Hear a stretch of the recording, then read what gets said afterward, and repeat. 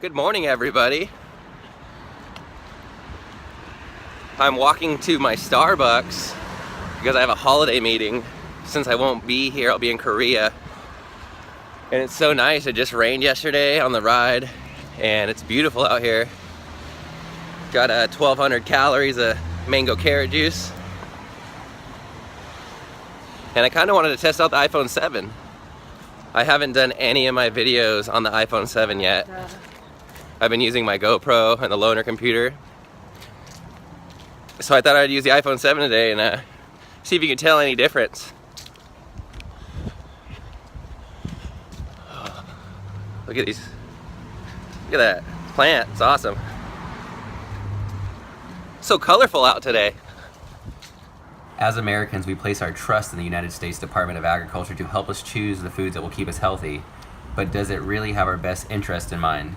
In 2011, school meals, the building blocks for healthy children, they announced that kids should be reduced to starchy vegetables like potatoes and corn to 1 cup per student per school week. Instead, children are encouraged to eat turkey sausages, cheese omelets, beef egg rolls, hot dogs, hamburgers, pepperoni pizza, roast beef, deli, ham, chocolate milk, and margarine. It doesn't take a nutrition degree to see there's something terribly wrong here. The second policy prevents needy families from using WIC coupons to purchase potatoes. The Special Supplemental Nutrition Program for Women, Infants, and Children provides vouchers that mothers use to buy food for their families. Only WIC-approved foods may be purchased with the coupons, and the new regulation specifically excludes potatoes from that list. A WIC recipient could use the coupons to load butter, sour cream, and cheese on her baked potatoes, then wash it down with a glass of whole milk, but could not use the coupons to purchase the only healthy part of that meal, the potato itself. The problem with these recommendations is that limiting access to starches will encourage greater consumption of green, yellow, orange vegetables that might seem admirable on its own merits. The more colorful the vegetable, the more vitamins and antioxidants it might contain, and therefore healthier it might be to eat. But that simplistic argument masks a more complex reality. Eating more very low caloric vegetables and fewer starches leaves people feeling hungrier. Think of a plate full of broccoli, cauliflower, lettuce, kale, and pea pods for breakfast. They will need to eat something else to make up the rest of the calories they need to satisfy their hunger. The easiest way to do that under the USDA recommendations is with meat, dairy, eggs, processed foods, and oils. Not only are these foods at the center of our nation's worst health problems, but they are also among the most expensive in the supermarket. With a diet high in non-starchy vegetables, meat, and dairy, families in need won't have an easy time stretching their food budget to the end of the month. A national food policy promoting healthy starches would fuel school children with comforting, familiar foods that please their palates and satisfy their bellies. Instead of filling up on fatty processed meats and sugary flavored milks, they would fill their bellies with whole grains, beans, and potatoes, starchy vegetables, setting them on a path toward healthy eating for the rest of their lives. Promoting these foods to WIC recipients would provide the same benefits to families and would help assure their ability to put food on the table for the entire month.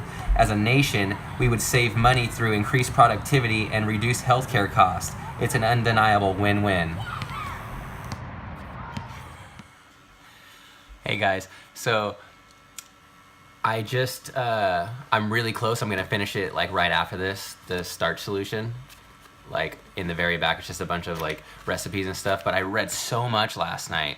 Like, you know, I had only read like 15 pages and I read like almost a whole book. And I was just like addicted to all the stuff I was learning about protein and protein specifically, like protein and how all these like doctors from Yale and like recommended like 35 grams of protein a day for like top athletes, and they did these studies, and this was a century ago and people are still like recommending tons of protein. Anyways, off the subject. So I learned a ton of stuff and I was like, how can I filter this back out to you guys and like share all this stuff that I've learned about fish and about dairy and the USDA and WIC. I never understood why WIC. We were always had to get like milk and cereal and butter and eggs. My mom was on WIC, like we were on welfare like when I was a child. So like that's what I grew up on. I ate that shit. That's why I couldn't go to the bathroom. Anyways, but sometimes I feel like you guys don't want to sit and watch me talk. So I thought like going on my 5-mile walk today to Starbucks and just voice-overing, like reading the stuff instead of like me trying to remember it and like doing cut edits. Just like talking over the footage of you like seeing the beautiful day outside. Like, what do you guys think? Like, is this something that you guys can do? Like, I mean, this is really great information and I'm gonna read How Not to Die on my plane rides for the next 2 weeks. And I just got this book. I can't remember who recommended it on my YouTube channel, but sorry I forgot your name, but I got Proteinaholic. I'm actually kind of excited to read this too. So I don't know if I'll read that next, but I'm definitely gonna read How Not to Die, and I might switch it up and read a different book, like maybe a cycling book or something, just so I'm not overwhelmed on nutritional information. But let me know what you guys think down below, and I really want to start knocking out a video every single day, like so that I'm consistently giving you guys the information, and that way I can, you know, I have different learning styles. I'm more of a visual learner, so me seeing and getting my hands on, you know, it's hard to read. But last night it just really hit me and I was like into it. But what do you guys think? Let me know down below. Have a good night.